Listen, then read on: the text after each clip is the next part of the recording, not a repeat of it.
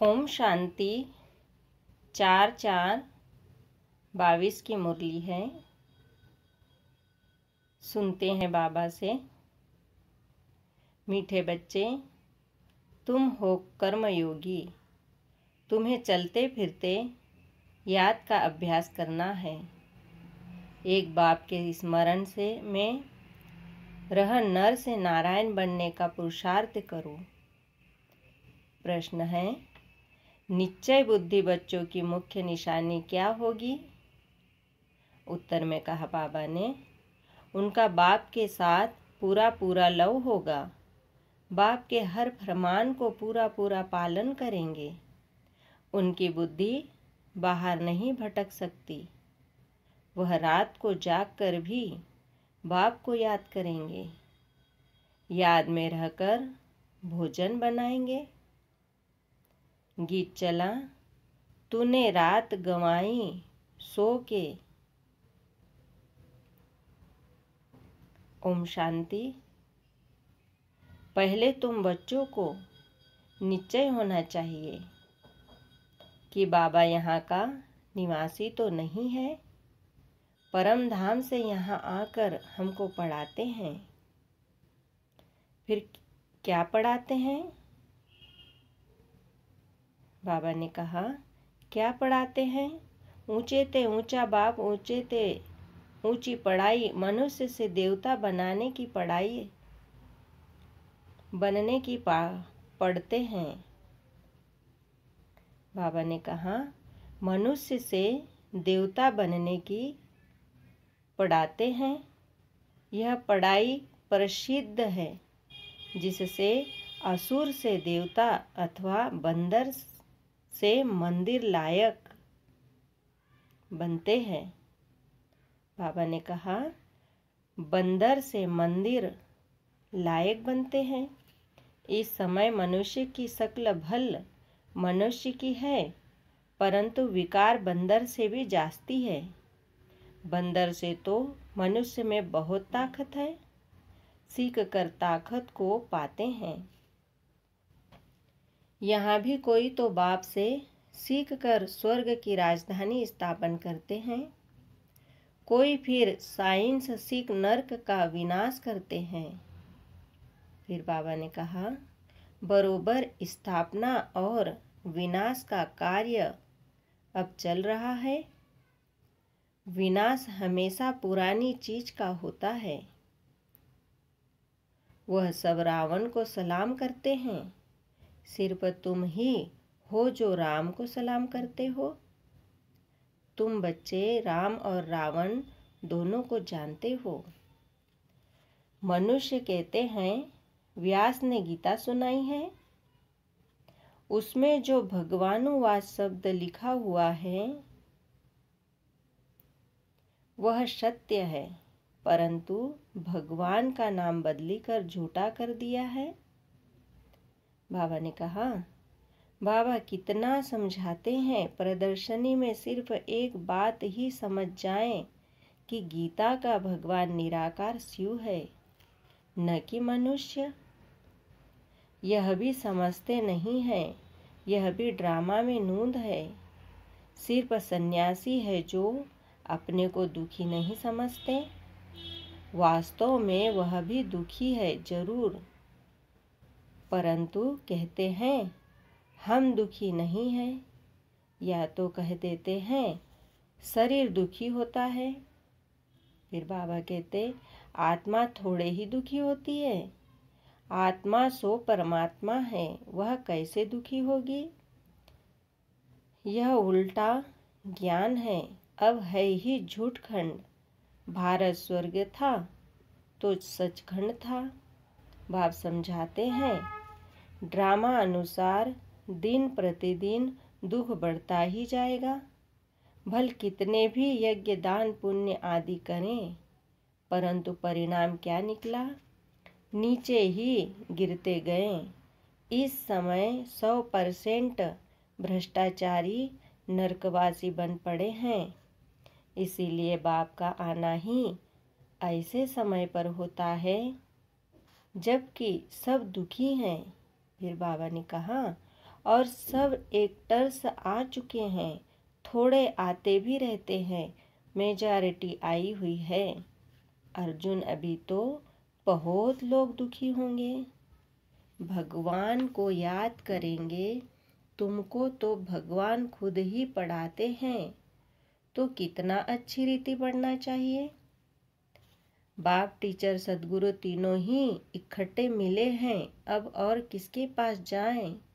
बाप कहते हैं, भल ग्रस्त व्यवहार में रहो, परंतु मुझ निराकार परमात्मा की मत पर चलो तो तुम श्रेष्ठ बन सकते हो, और कोई गुरु गोसाई की मत पर नहीं चलो। तुम पूछते हो कि परम पिता परमात्मा से तुम्हारा क्या संबंध है। गॉड फादर तो जरूर बाप से वर्षा मिलना चाहिए। क्या कहा बाबा ने? गॉड फादर है तो जरूर बाप से वर्षा मिलना चाहिए। नई दुनिया का किसकी भी बुद्धि में नहीं आता है। फादर माना रचयिता, स्वर्ग की रचना रचने वाला, परंतु यह है निराकार। आत्मा भी निराकार है, यह मनुष्य को पता ही नहीं है। आत्मा का रूप क्या है, परमात्मा का रूप क्या है। आत्मा अविनाशी है, परम पिता परमात्मा भी अविनाशी है। हर एक आत्मा में अविनाशी पार्ट भरा हुआ है। फिर बाबा कहते, यह बातें जब सुनते हैं तो मनुष्य की बुद्धि चक्री में आ जाती है। जिन्होंने कल्प पहले वर्षा लिया है, वही पुरुषार्थ अनुसार सब बातों को समझ जाते हैं। अब तुम बच्चों की बुद्धि में पक्का निश्चय है और बाप के साथ लव भी है। शिव बाबा फरमान करते हैं, तो खाते पीते मुझे याद करो। याद से विकर्म विनाश होंगे और उच्च पद भी पाएंगे। कोई तो भले यहाँ बैठे हैं, परंतु बुद्धि बाहर भटक रही है। क्या कहा बाबा ने? बुद्धि बाहर भटक रही है। जैसे भक्ति मार्ग में होता है, माया का राज्य है ना। बुद्धि बाहर चली जाती है तो धारणा नहीं होती। मुश्किल कोई बाप के फरमान पर चलते हैं। बाप कहते हैं, सिर पर पापों का बोझा बहुत है, इसीलिए रात को जाकर मुझे याद करो तो तुमको बहुत मदद मिलेगी। चलते फिरते भी याद का अभ्यास करो। याद में रहकर भोजन बनाओ, इसमें बड़ी मेहनत है, घड़ी घड़ी भूल जाते हैं। फिर बाबा ने कहा, बच्चों को अभ्यास बहुत अच्छी रीति करना है। 24 घंटे से 16 घंटे तो फ्री हो, बाकी 8 घंटे तो योग में जरूर रहना है। तुम हो कर्मयोगी। बाबा कहते हैं, सब कुछ करते मेरे सिमरन में रहो। नर से नारायण बनने का पुरुषार्थ करो तो घर बैठे भी जबरदस्त कमाई कर सकते हो। फिर बाबा कहते, बड़े बड़े आदमी भी आएंगे, परंतु टू लेट। तुम्हारे में भी बहुत है जो कहते हैं, हम लक्ष्मी को अथवा नारायण को वरेंगे, फिर घड़ी घड़ी भूल जाते हैं। ऐसे बहुत है जो कहते हैं शिव बाबा इनमें आते हैं। यह बात हमारी बुद्धि में नहीं बैठती है। कोई शक्ति है, कशिश है, कोई शक्ति है, कशिश है, परंतु बच्चे बाप को समझते नहीं हैं, क्योंकि शास्त्रों में ऐसी बातें नहीं है कि बाप आते हैं। गीता है सबसे ऊंचा। क्या कहा बाबा ने? गीता है सबसे ऊंचा शास्त्र, उसमें भी मनुष्य का नाम डाल दिया है। फिर जो ऊंचे ते ऊंचा भगवान है, उनका नाम फिर नीचे वाले शास्त्र में कैसे आएगा? क्या कहा? उनका नाम फिर नीचे वाले शास्त्र में कैसे आएगा? बाप कहते हैं, कितनी भूल कर दी है। मैंने ही यह रुद्र यज्ञ रचा है, फिर बाबा कहते हैं कृष्ण को तो कहते हैं श्याम सुंदर, राधे कृष्ण ही लक्ष्मी नारायण बनते हैं, वही पूरे 84 जन्म लेते हैं। 84 लाख कहो तो भी पहले स्वर्ग में आने वाले तो लक्ष्मी नारायण ही है। बाप समझाते हैं तुम देवी देवता धर्म वालों ने 84 जन्म लिए हैं, तुम ही नंबर 1 थे, तुम्हारी ही अब राजधानी स्थापन हो रही है। फिर बाबा ने कहा लक्ष्मी नारायण तुम्हारे ही माँ बाप थे, अब तुम्हारी राजधानी बन रही है।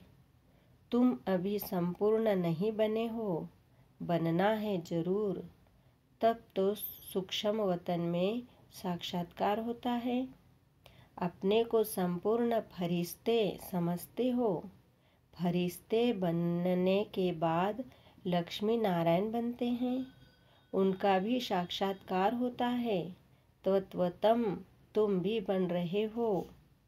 कितना अच्छी रीति समझाया जाता है। आजकल स्कूलों में भी गीता पढ़ाते हैं, जो पढ़कर होशियार हो जाते हैं वह फिर दूसरों को पढ़ाएंगे तो पंडित बन जाते हैं। सुनने वाले ढेर फॉलोअर्स हो जाते हैं। जबान मीठी है, अच्छी रीति श्लोक आदि मिलता कुछ भी नहीं है, तमो प्रधान बन गए हैं। बाबा ही आकर सतो प्रधान बनाते हैं, सो भी नंबरवार पुरुषार्थ अनुसार ही बनते हैं। अब आत्माएं तो शक्तिवान नहीं हो सकती है, बाप को सर्वशक्तिवान कहेंगे, लक्ष्मी नारायण को नहीं कहेंगे। शक्ति की बात अभी होती है, अभी तुम राजाई ले रहे हो, अभी तुमको वर मिल रहा है। बाप कहते हैं अमर भव जीते रहो, अमर भव जीते रहो। सतयुग में तुमको काल नहीं खाएगा, वहाँ तो मृत्यु अक्षर ही नहीं है। ऐसे नहीं कहेंगे कि फलाना मर गया, तुम कहेंगे हम पुराना बूढ़ा शरीर छोड़ कर नया लेते हैं। महाकाल का भी मंदिर है, उसमें सिर पर शिवलिंग रख झंडियाँ आदि लगा दी है। ऐसे बहुत पत्थर होते हैं जिनको सोना लगा रहता है, ऐसे बहुत पत्थर होते हैं जिनको सोना लगा रहता है, फिर घिस घिस कर बनाते हैं। नेपाल में नंदी की रेती में सोना बह कर आता था, अब तो सोना है ही नहीं, एकदम खलास। फिर बाबा ने कहा नेपाल में नंदी की रेती में सोना बह कर आता था, सतयुग में तुमको सोना बहुत मिल जाता है, अब तो सोना है ही नहीं, एकदम खलास हो गया है। खानियाँ सब खाली हो गई है, स्वर्ग में सोने के महल बनते हैं, फिर से हम अपने स्वर्ग की स्थापना कर रहे हैं। फिर बाबा ने कहा ऐसे बहुत बच्चे हैं, लिखते हैं बाबा हम आपके बन गए हैं, कभी देखा भी नहीं है। अभी तुम अमर लोक के लिए शिव बाबा से अमर कथा सुन रहे हो। निश्चय से ही विजय होती है, निश्चय भी पक्का होना चाहिए। अच्छा, मीठे मीठे सिकिलिदे बच्चों प्रति माता पिता बाप दादा का याद प्यार और गुड मॉर्निंग। रूहानी बाप की रूहानी बच्चों को नमस्ते। हम रूहानी बच्चों की रूहानी बाप दादा को याद प्यार गुड मॉर्निंग नमस्ते। ओम शांति। धारणा के लिए मुख्य सार है, पहला पॉइंट है निश्चय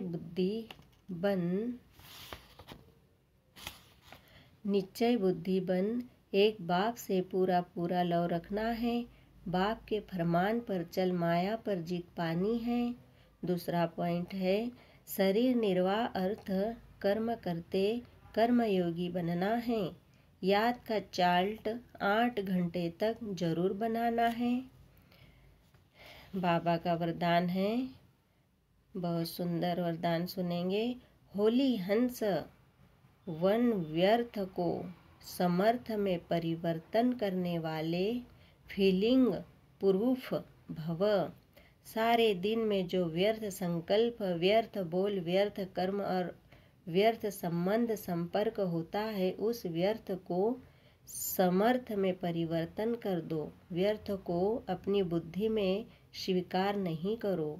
अगर एक व्यर्थ को भी स्वीकार किया तो वह एक अनेक व्यर्थ का अनुभव कराएगा, जिससे ही कहते हैं फीलिंग आ गई। इसीलिए होली हंस बन व्यर्थ को समर्थ में परिवर्तन कर दो तो फीलिंग प्रूफ बन जाएंगे। कोई गाली दे, गुस्सा करे, आप उसको शांत का शीतल जल दो। यह है होली हंस का कर्तव्य। स्लोगन है, साधना के बीज को प्रत्यक्ष करने का साधन है बेहद की वैराग्य वृत्ति। मातेश्वरी जी के अनमोल महावाक्य है, सुनते हैं। पहला, परमात्मा को त्रिमूर्ति क्यों कहते हैं?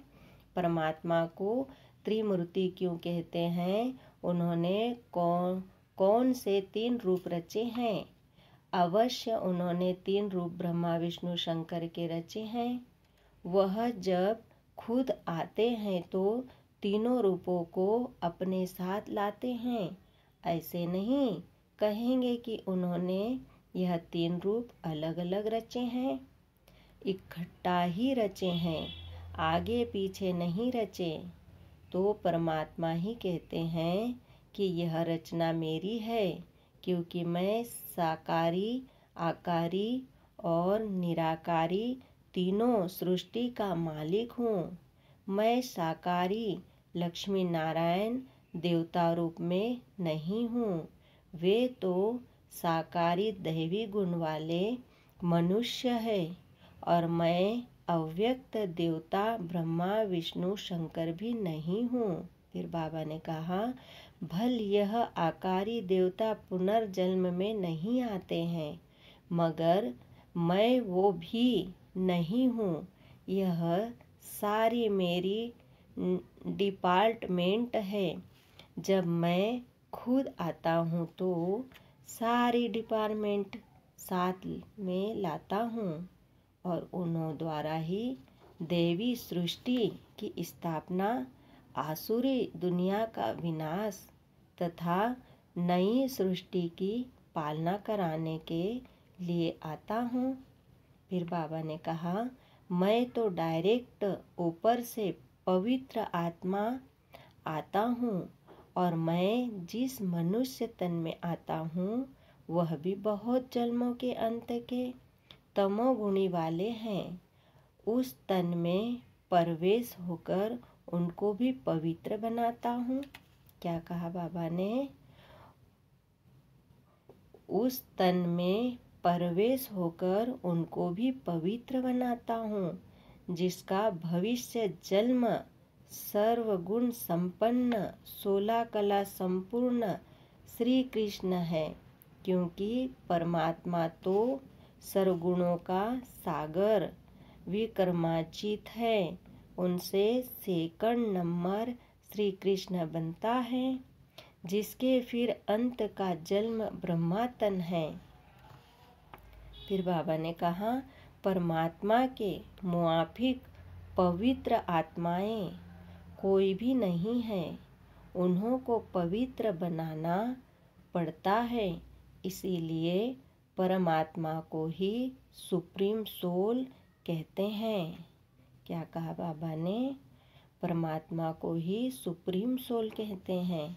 दूसरा है, बिगड़ी हुई तकदीर बनाने वाला परमात्मा है।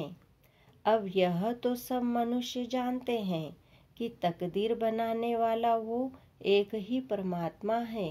परमात्मा को कहा जाता है तकदीर का मालिक। वो आकर हम आत्माओं की तकदीर बनाते हैं। जो बिगड़ी हुई तकदीर है, उन्हों को नया बनाने वाला परमात्मा है। बाकी यह जो मनुष्य कहते हैं तकदीरवार बाबा ने कहा, बाकी यह जो मनुष्य कहते हैं तकदीर बनाना व बिगाड़ना परमात्मा के हाथ में है, अब यह कहना सरासर भूल है। तकदीर बनाना परमात्मा के हाथ में है, परंतु जब मनुष्य उस तकदीर बनाने वाले को भूलते हैं तब उसकी तकदीर बिगड़ जाती है। गोया तकदीर को बिगाड़ना मनुष्य के हाथ में है। जब मनुष्य अपने आप को भूलते हैं, अपने बाप को भूलते हैं, तब ही मनुष्य से उल्टा कार्य होने कारण वो अपनी तकदीर को लकीर लगाते हैं। फिर बाबा ने कहा, तो बिगाड़ने वाला हुआ मनुष्य और बनाने वाला हुआ परमात्मा। इसीलिए परमात्मा को सुखदाता कहते हैं, न कि दुखदाता कहेंगे। देखो, जब परमात्मा स्वयं ही इस सृष्टि पर अवतरित होते हैं तो सभी मनुष्य की बिगड़ी हुई तकदीर बनाते हैं, अर्थात सबको सद्गति दे देते हैं। तभी तो परमात्मा को सभी मनुष्य आत्माओं का उद्धार करने वाला कहते हैं। परमात्मा कहते हैं, बच्चे, मैं इस संगम पर आए सबकी तकदीर बनाता हूँ। ऐसा नहीं कोई की तकदीर बने और कोई की न बने, परंतु परमात्मा तो सबकी तकदीर बनाते हैं, क्योंकि सभी मनुष्यों का सारी सृष्टि से संबंध है। तभी तो परमात्मा के लिए कहते हैं, तकदीर बनाने वाला जरा सामने तो आओ। क्या समझाया बाबा ने? तकदीर बनाने वाला जरा सामने तो आओ। तो यही सबूत है कि परमात्मा तकदीर बनाने वाला है। अच्छा, ओम शांति, ओम शांति, ओम शांति।